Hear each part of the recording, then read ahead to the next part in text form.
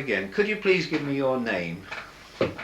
Lewis Whitworth, Lewis, born in Bedford, 28th of June, 1892, which makes me 102 and a half. And a very well looking 102 and a half, if I may say so. Now, can you now tell me how you first became involved with airships at Cardington, please? Well, I had, when my calling up papers came for the army, I joined under the Derby scheme. I was in hospital. This appendicitis, which was serious. I think King Edward had died from it or something like that. And I had about 4 or 5 medicals, and I was graded 2 or 3, and the colonel arranged for me to take up national work. I did the sorting of the parcels for the First World War. It was a very dirty job. The mail bags were full of dust. I was on from 3 till 11, and I used to get filthy up to the knees at 11 o'clock at night. So I think I believe there was an advert for people at Cardington, and I thought, well, that's all right, I'll apply. They said, well, you're a wireman, aren't you? I said, yes, piano wire. Where did you learn that trade?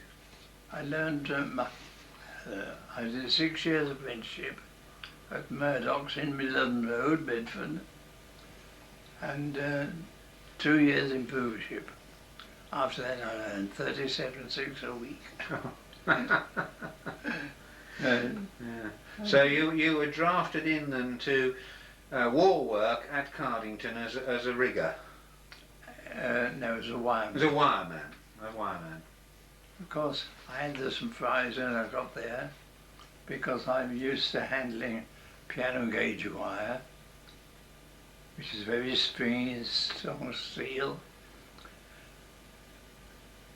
When I got over to Shorts, it was on wheelbarrows, 3mm, 5mm, and no fire in the place, and that's how I came really to get there. Yes. So tell me what sort of work you were doing when you first went to. Were you working in the shed straight away? Oh yes. You went straight to the sheds? Straight in the shed. Because there was only one shed in those days, wasn't there? Yes. Yes. And he said, get the head rigger, see that bay over there? I said, yes. Get in to put your plank out, and you go and see what you can do with that. So off I go up the gantry, my palms steaming, because I'd never been off the ground. I suppose he relented, took pity on me. Oh, I'd get Geeson to do that. And so I was spared that ordeal. Of course, there's no heating allowed in the place. No. We had little tubs of soda, which was just kept liquid. Yes. That kind of thing. This was for the wire work. Yes. This was for winding. This was for wrapping, soldering off the wrappings, was it? Yes. Yes. And it all had to be inspected, AID or something. Yeah. We had lunch there. Nothing to do with this, but it struck me, one man used to bring a pint bottle of mint sauce every day and drink the lot. I don't know why. And I think we finished about 5:30. Of course, being at Bedford, I had advantages of being on the spot, as it were. Yes. And just biking over, Yes. allowing myself about 35 minutes. Yes. That kind of thing. So what year was this we're talking about? I should think, I'm trying to think of probably about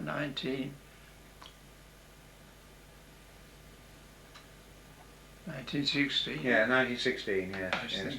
So which ship are we talking about that you were working on there? I did practically nothing beyond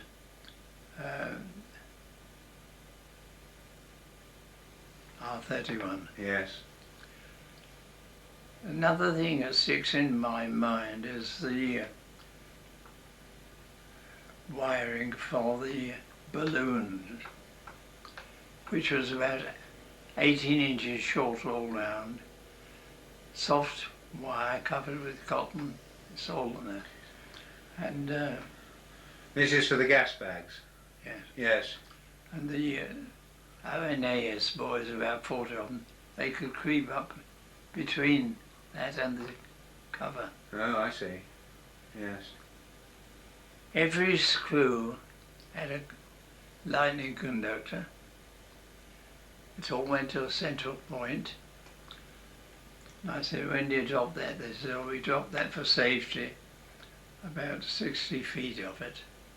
And it was the shape of a little airship. That's a lightning conductor. But when you come to think of it, thin copper wire from those thousands of screws, Yes.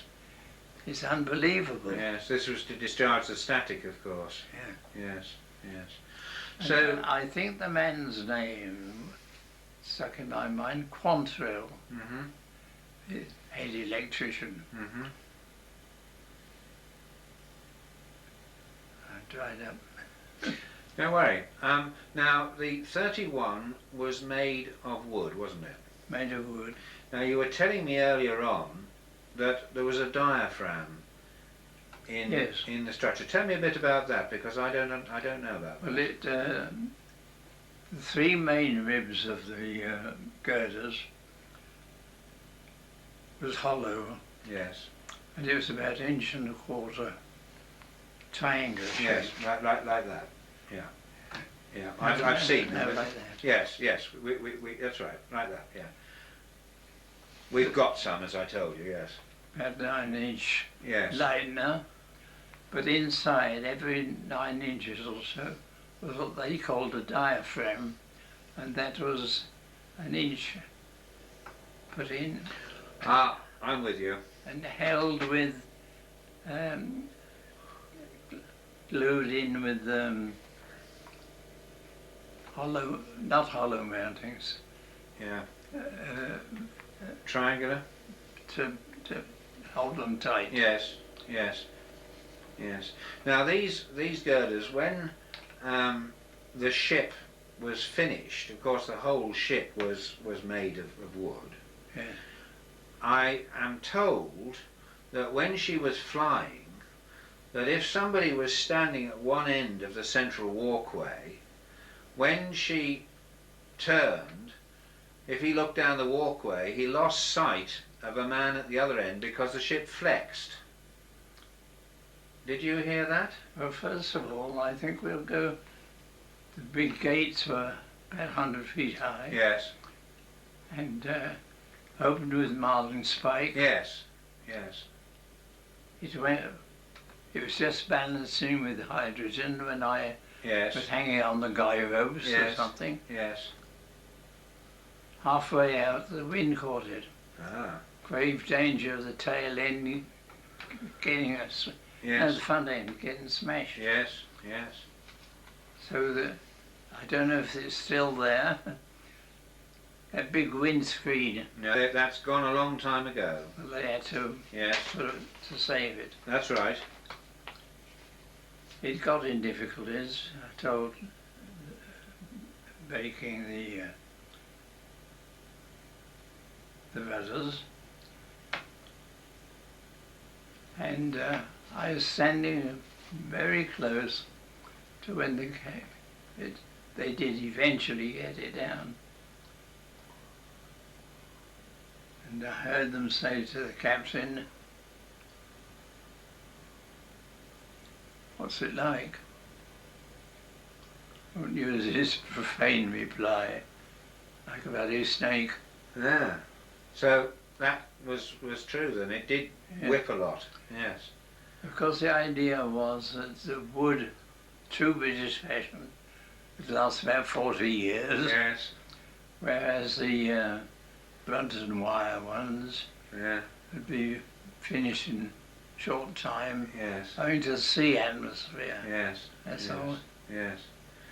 So, when you were involved initially, you were working with the wire guys, the wire work. You would be there when they put the cover on, were you, and put the bags in. Now the bags, you were telling me, were lined with this ox gut, and you were saying that the smell of making, or rather treating this to make it suitable, was pretty strong. Yes, there was a special place close to the big shed for barrels of what we were told gold beater skins. Yes. And the girls used to scrape this stuff, but if they came within 6 feet of you, it was terrible. Clear off. Yeah, yeah.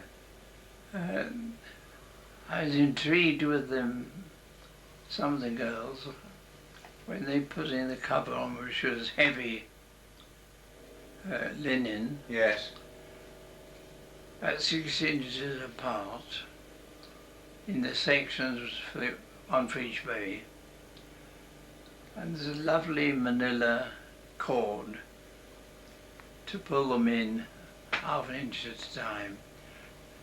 They were on a pulley with 2 men holding them, a pulley up to top girders in the building, and they came over and laced them up. And this was the girls doing that? Yes. And every now and then you'd hear scream, the men letting the girls down. Yes, yes. Quite safe, but yeah, a bit of tomfoolery going on. Yeah. But I suppose that tightening the covers went on for about 3 days. Did it? Little bit at a time, bit at a time. Now, was that cover pre-doped, or was it doped once it was on?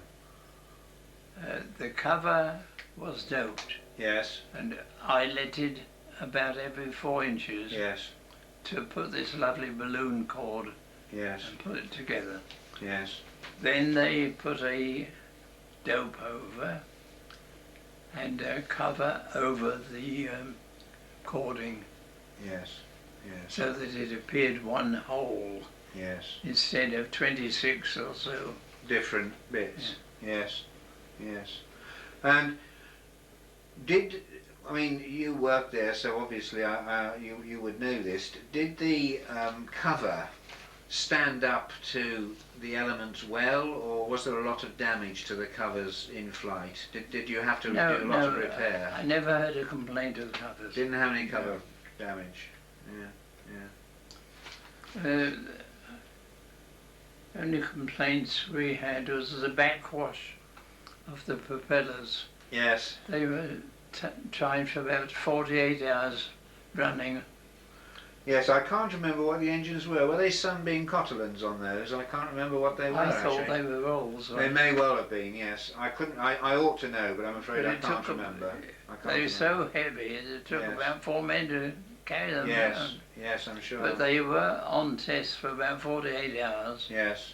And they knocked the girders, smashed the backwash. Yes. And they had to put squares of smaller girders in. Yes, to reinforce the areas. There were 6 gondolas to start with. I had to take one off the back, 2 at the front and 2 at the sides. And they were, of course, they were enclosed. Yes. And as far as I knew, they used naval systems of the bell ringing. Yes, yes. Did the crew at that time were Royal Naval Air Service personnel, Yes, were they? about 40 RNAs. Yes, yes. And when that did eventually get down, it was them that saved the situation, because it was making a nosedive, and they went and heaved it off. Yes. All they got for their pains was about 2 tons of, or 200 weight, I don't know now. Yes. Water ballast, yes, yes. Water ballast. Yes. Yes, well, of course, going ahead a long way, you were saying that the Graf Zeppelin with Dr. Eppner came to Cardington in 1930. When did you leave Cardington yourself? You finished at the end of the war, did you? Yes, I went up to Howden. Yes. To theoretically repair a bad landing. Yes. At which This was on the R-31? 31. Yes. And they knocked the captain's cabin through the framework. Yes. And so it was while I was at Howden working on it, the armistice came, And you were discharged? and I was, Yes. anyone got a job to go to was Yes. free to go. Yes. And I think we were given £5 bounty, Yes. and And that was it? I was trained. Yeah, yeah. So, coming back to when you were working at Cardington first of all, how many people were working with you? How many riggers were there in the shed roughly at that time? Well, they used to, I would say, brag about 2,000 altogether. Did they on really? site, It's yeah. a lot of people, isn't it? Yes. Uh-huh. And were you allocated to a particular area of the ship which you worked on all the time, or did you No. go to various jobs? Various jobs, no do so, no do so. I see. And did all the wire work have to be completed before the bags were installed, or did you continue work after the bags? We continued working. Yes, because some wire work had to be done after the bags had Yes. gone in. And of course, there was a very thick cable Yes. from the nose to the tail, Yeah, it was sort of a keel type thing, wasn't it? Yes. inch Yes. and a half thick probably. Yes. Did you have to get involved with that as well, did you? No, Ah, it was too heavy. yes. You'd hear a shout and probably see one of the RNAs suspended like a spider in the wirework. Yeah. Yeah. Did you have to work at a height? You In the expect shed? you to Yes. Did you find that difficult? at first. Yes. May I relate a little episode? Yes, do. As a very young boy, I suppose he'd be 15 or 16. Oh, I can do that, it's nothing. Up under the top of the ship was a cradle. And he saw the RNAS boys come down the rope to the floor instead of going down the gantry. He got out about 3 or 4 feet, paralysed, frightened to death. Hang on, hang on, hang on, hang on. RNAS boys went up, made a sling and put it under his behind and picked him up. Took him to the foreman, because the boy was green and yellow. Youth, not boy. You know, I think you've had your punishment. Yeah. Yeah. Haven't Sure. Yeah. Well, a very wise decision. I mean, he wouldn't do it again, would he? Not in a hurry, I'm sure. Now, the 31, you obviously saw the first flight, did you? Yes, This was when you were seeing it out and the wind caught it. yes. But in those days you were flying it from the ground. You didn't. They didn't. Did they fly it to a mast, or did they fly it from the ground? No, from the ground. Straight from the ground, because the mast that was Yes, built later, wasn't they it? dribbled the water out the middle of the ship. Yes. It was balancing. There was a, Went to equilibrium. yes, there was a gas guard all night, Yeah. working on springs, you know, for Fisher. And of course, have I told you about the reason that it couldn't come down? Go on. The fins, I believe, were 20 feet wide and 40 feet in total length, and they were supposed to float on the air. Instead of that, they were wired up to the fixture for the rudder. And I suppose it got flapping or something, but it broke the fixture, the rudder foundation, and it was locked in a position so that all it could do was go round and round the tin. Yes. Town. Yes. And they had to, there was no telephones or radio. Yes. It was done with semaphore flasher.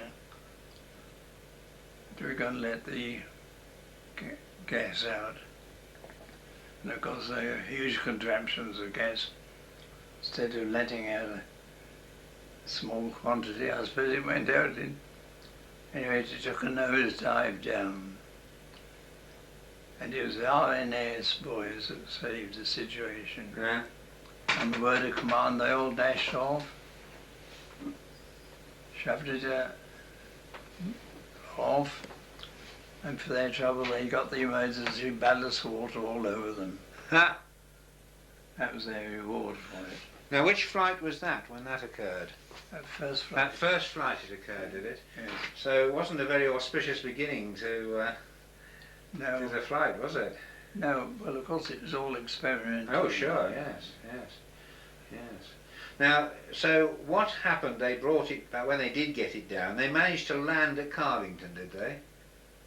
Yes. And that was a bit of good airmanship, man. Yes. To get it down under those circumstances. Oh, So they had to wait until they were round the right bit of the circle. Yes. Of course, there's a 200-foot rope Yes. in the Yes. middle somewhere. Yes. They Yes. drop out. Yes. It was pulled. So how many people would actually be on the ground handling party for the 31? What, 300?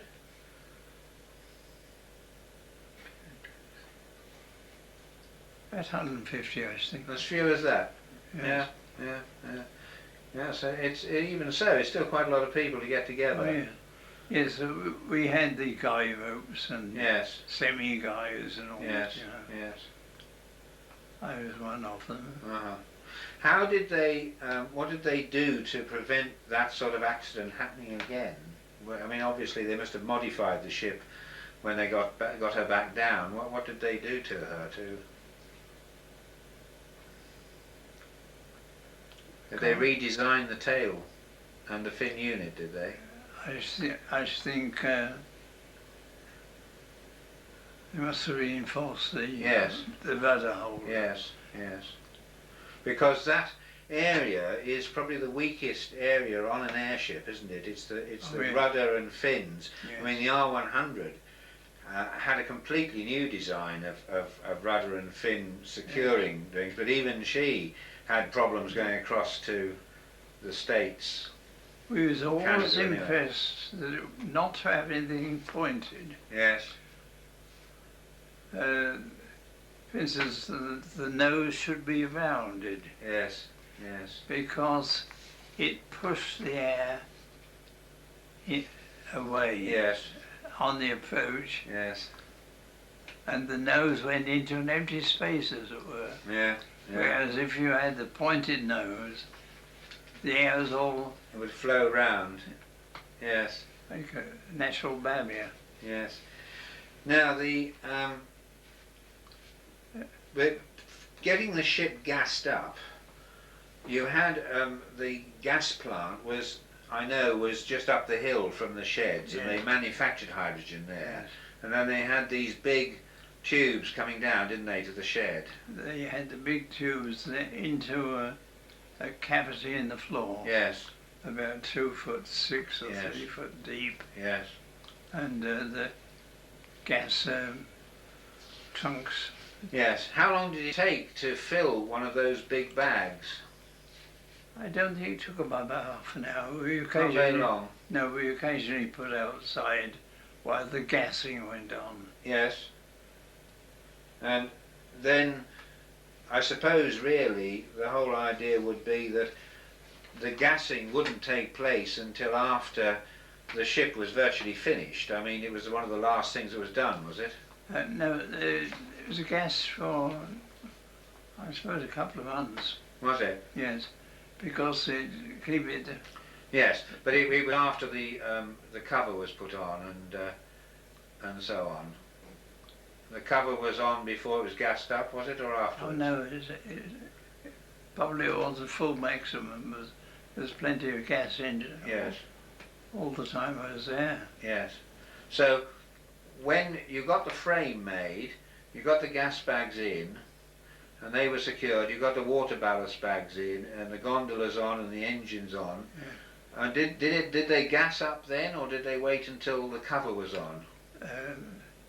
No, they didn't wait for the Cover. No. They put the gas in and lifted the ship so that she was held in equilibrium off the floor. If I remember rightly, there were about 20 tanks each side of Yes. the catwalk. Yes. But what used to puzzle me was the oiling system for the gondolas, the engines. Yes. They were gravity fed or pressure fed? I wouldn't know that, Yes. actually. It wasn't a very big apparatus, but I used to think, how devil they get the oil to the... Yes. Yes. Now these, of course, were petrol engines, weren't they, that were running... They weren't diesel, they were petrol engines on the 31. In fact, the only British ship that had diesels was the 101. Yeah. This was a big move. So there must have been considerable concern amongst the air crew with the potential danger of petrol explosion. Oh, yes. And also the hydrogen explosion. Yes. And when the engine started, there was inevitably that, I suppose, that a part of the operating of an engine involved sparks and all the other Yes. things. But of course, all that was inside the gondola. Yes, quite, yes. Hopefully, anyway, yes, yes, yes. The, how many flights of the R31 took place from Cardington that you were aware of, roughly? Many? No. I only saw that one. Did you? Did you?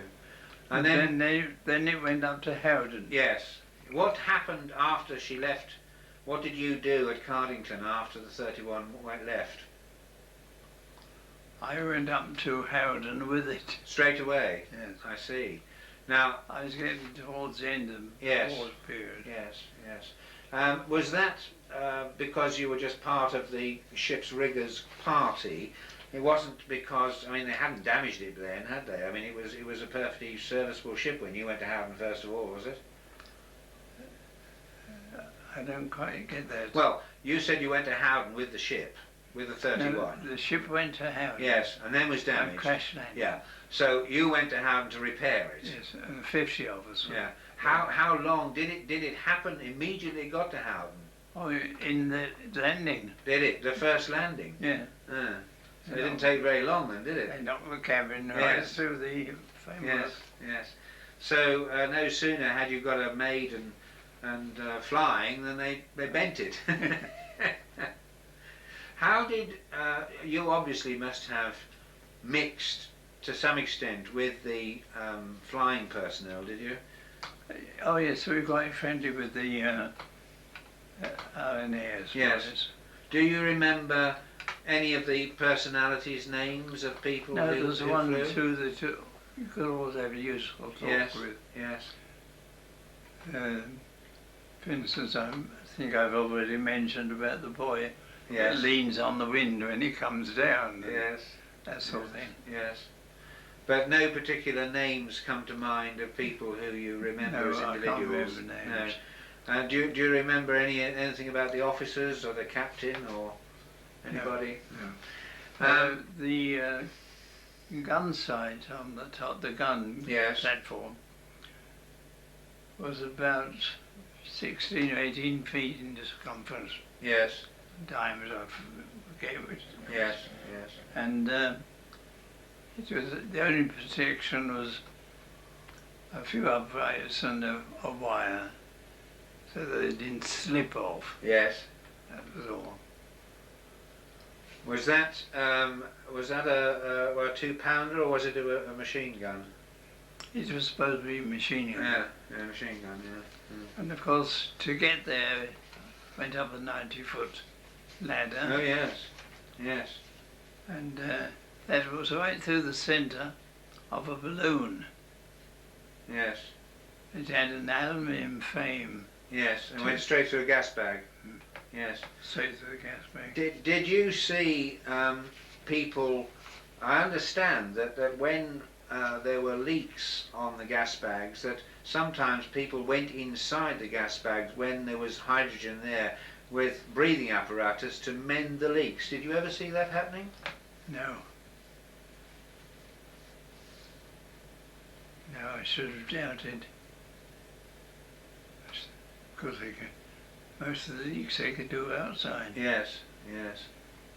How did they repair the leaks on the gas bags? Beg pardon? How did they repair the leaks? Did they stick material over it or what? I thought it was the same material as the gold beater skin. Yeah. Yes, yes. And it's the first time I've seen white glue. Oh yes.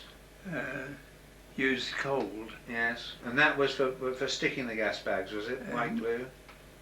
The woodwork and making the glue. Oh, the woodwork. I see. So was that that would have been the early type of PVA, I suppose. Yes, that we have today. Yes, I suppose it was. In fact, I think the Germans invented it, and I think we pinched it from the Germans, if I remember rightly. I'm not too sure about that. Now let me just think of anything else. I'll stop the camera for a moment.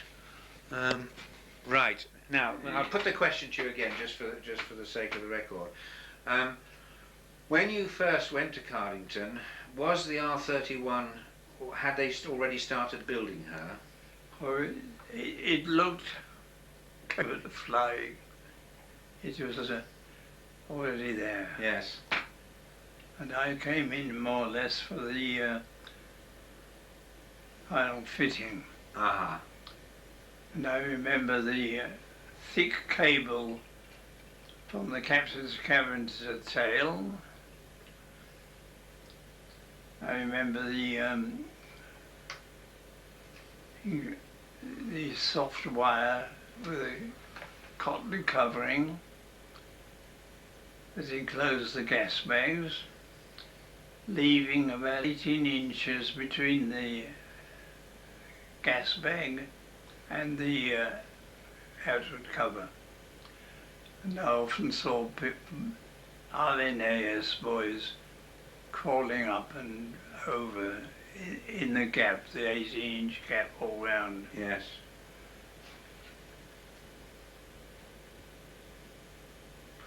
What about the different reasons that the wires were on the ship? You were telling me just now that there were some wires were there to do one job and some wires were to do another. Yes, the 3 and 5 millimeter was to strengthen the bays and keep them together from pulling apart. And the other wires were used to restrain the gas bags. Yes. Oh yes, they were very soft, pliable stuff. Now, were the riggers responsible for the condition of the cover once it was on? No. There was the girls who were responsible for that. Yes. I understand that some riggers flew with the ship, did they? Some riggers flew with the ship as part of the crew. did they? No, not, They didn't. not to my knowledge. Not at that time. No. No. Later on, the biggest ships, the 100 and the 101, had riggers as part of the crew. Yes. And one of the jobs they had to do was to inspect in flight, was to inspect the envelope, and they had to walk along the top of the ship, and they were supposed to have a safety harness on, but because people be what they are, they thought that wasn't very manly, and they used to literally walk along the top of the ship from one end to the other, inspecting the cover with nothing, no protection at all, and if they slipped they'd have just fallen off. Yeah. That I think was pretty. I remember the 31, it had the catwalk at the top, Yeah. about 9 inches probably, and that had a wire having it Yes. just Just a hand wire. to give you a bit more confidence. Yes, yes. Well, to keep your balance. I should imagine that, you know, I mean, if you were flying, there must be gusts in the air, regardless of how smooth it was. There must be joy to keep you in balance up there, I should think. You never thought that you wanted to get involved with actually flying it. No fear. Yeah, yeah. And as far as the 33 was concerned, did you ever go back to Cardington, or did you see the 33 flying anywhere? No. You didn't. So then went to Southampton, and you started work in the piano business, No. did you? I went first to Dover. Dover. Yeah. I had five very happy years at Dover. And what were you doing there? Managing a piano shop. Oh yes. It had Yes. been closed down. Yes. Yes. And now I went on to Southampton. Did the same. Yes. 2 shops. Yes. Yes. The Mitchell, I'm interested in your comments about Mitchell, but that'd be R.J. Mitchell, presumably we're talking He's a about. nice violin player. Was he? Mm. Yes. Because the Mitchell Museum, which has been established at Southampton, I had something to do with myself when it was first established, because I was at Cranwell at the time, and the chap who was setting it up was a retired wing commander, and he wanted colour pictures of the people who'd won the Schneider Trophy to go into the museum. I saw all that. I saw the Schneider Trophy. Did you? Yes. Ah. From Hill Head, close to Fareham, somewhere there. Yes, I went, and of course that was huge. Did the Italian? No, we Yeah, were. the Italians won it, so won once or twice, yes, Yeah. yes, oh yes. Someone retired with a broken oil pipe or Yeah. something.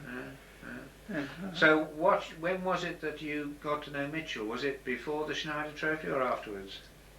Or before. Before, Yes. when he was still a young Oh, aircraft yes, designer. he's a young designer Yes. at Woolston, Yes. Cause of Water. Yes, yes, And that was bombed by Jerry yeah, and burnt out. yeah. And they went to somewhere near Winchester and continued their work there. Yes, yes.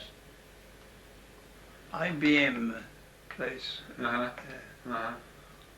Can't think of a name at the moment.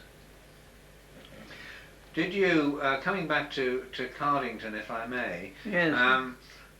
you lived in Bedford at that time, did you? Yes. Not at Shortstown? No. You lived in Bedford. The people who lived at Shortstown, were they mainly the aircrew, or were they people actually... Well, I should imagine they had a camp somewhere, Yes, yes, which I didn't see. yes.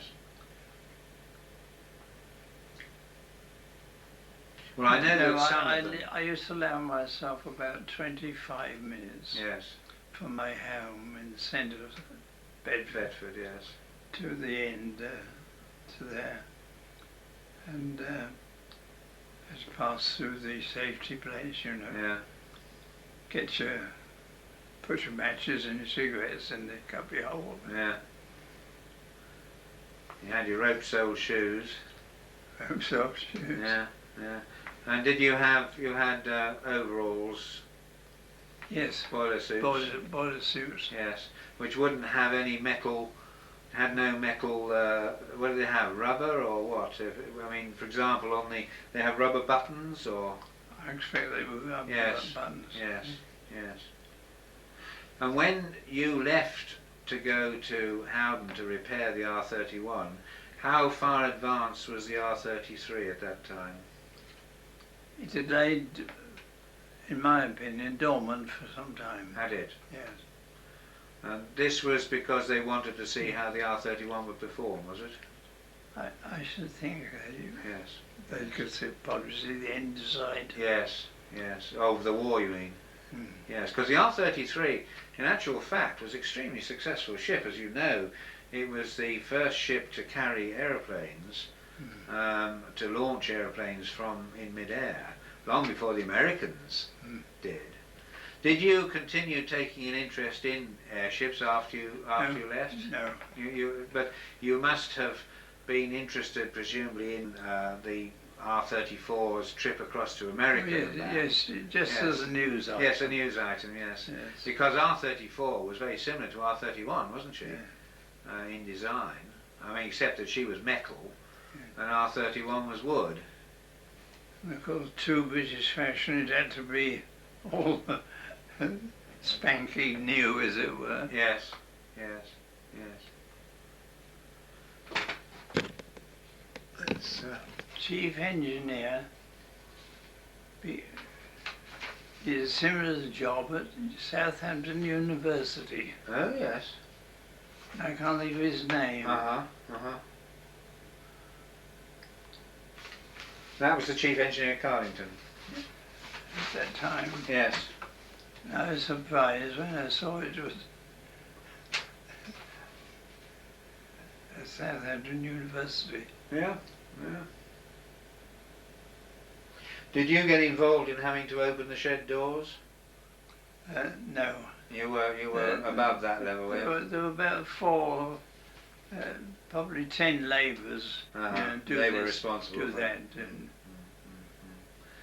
Yes, because they of course eventually got them powered by electricity. Did they? Yes. Oh, today they're electrically powered, the doors. Big motors. Of course, the great concrete blocks at the bottom. Yes. Well, you can imagine, of course, after they were rebuilt, they're even bigger. Yes. Because the shed's now 800 foot long and 168 foot high, you see. I was told at the time that they were 2 acres. Yeah. The big shed. Yeah. Well, it's quite interesting that there is, in fact, a different climate inside the sheds to outside. And there's a different climate at the different levels of the shed. You can actually have fog forming in the top of the shed in certain conditions when it's clear down the bottom and so on. The number 1 shed is empty at the moment, and unfortunately it's got a lot of rust in it, and so there's holes all over the place, and it's very worrying that we may have to... Can you turn off just a moment? Yeah, sure, yeah.